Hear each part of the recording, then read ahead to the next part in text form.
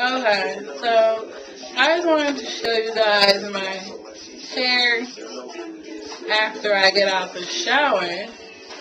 As you can see, my curl pattern, it's, kind of the same as when I get out the shower. And what I'm about to do here is dry it off. I'm not going to do a blowout this time. Just going to do my kinky twist, two-strand twist, and see how that works. So what I use, let me show you.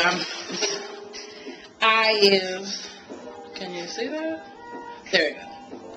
I use this right here to do my two-strand twist while making sure that I spray using this here.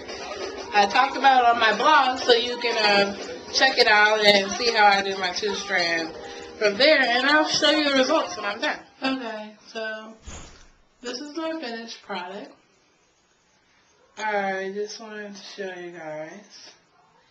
It took about 2 hours to do two-strand kinky. I like how it is, so it's a good hairstyle to wear, weekly, especially during the winter. I like to wear hats, jazz it up with clips, all sorts of styles and everything. So, that's all I got.